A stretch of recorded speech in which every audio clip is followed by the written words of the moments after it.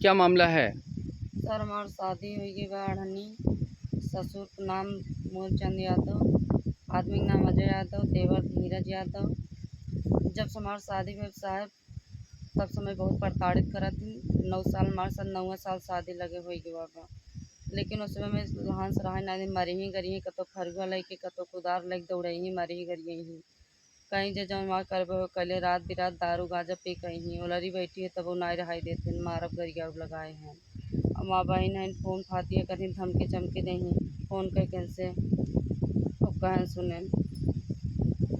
और यहाँ हम यहाँ मेरी शादी हो गई थी। मैं अपने घर से आई, 2-4 दिन मुझे यहाँ आना हुआ। उसके बाद मेरे पापा के फ़ोन पे कॉल किए, कम से कम 10 बार कॉल किए। वो मेरे जीजा जी कॉल किए थे सुबह 6 बजे और मेरे डैडी जी गए थे बाथरूम। मैं कॉल उठाई, मैं बोली कि कौन बोल रहे हो? बोले कि कौन तुम कौन बोल रहे हो? हम बोले कि आप बताओ।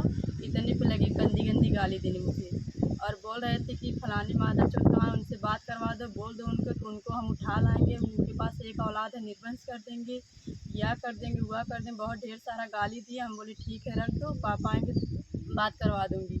बोले नहीं अभी तुरंत बात करो, बहुत ज़रूरी काम है। ज़्यादा अगर उनके पास पैसा 7 बेटियाँ हैं, खिलाने का तो औकात ही नहीं है और मुझे धमकी दे रहे हैं कि केस करवा देंगे और एप्लीकेशन डाल देंगे, तुमको मुकदमा करवाएंगे। देखते हैं उनकी औकात। अगर ज़्यादा गुस्सा लगेगा तो अभी 10 लोगों को लिवा कर तुरंत तुम्हारे दरवाजे आ जाऊँगा। तब मैं अपनी मम्मी को कॉल दी। हम कहे मम्मी देखो कौन कॉल किया और बोल रहे हैं इतना धमकी दे रहे हैं। तो मम्मी बोली ठीक है रख दो, किसका भी कॉल हो रख दो। हम फ़ोन काट दिए। उसके बाद कुछ ही टाइम बाद फिर कॉल किए, कम से कम 2-4 बार कॉल किए। तब मैं कॉल उठाई, हम बोल रहे हैं जीजा पापा नहीं है। इतने पे मुझे गाली देने लगे। मैं फ़ोन काट के स्विच ऑफ कर दी।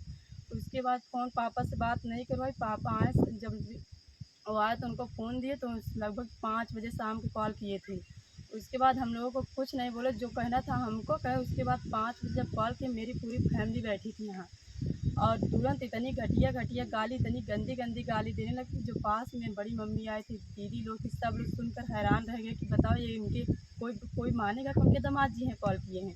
इतना ज़्यादा गाली दे रहे थे कि यहाँ तक पापा रोने लगे, मम्मी रोने लगी, हम लोग भी रोने लगे। कुछ टाइम बाद उनका फ़ोन काट के पापा बोले जाने दो फ़ोन मत उठाओ। मैं बहुत डिस्टर्ब हो गया हूँ। अब बताइए ऐसा ऐसा पेश आ रहे हैं, कैसे हम लोग करें उनके साथ।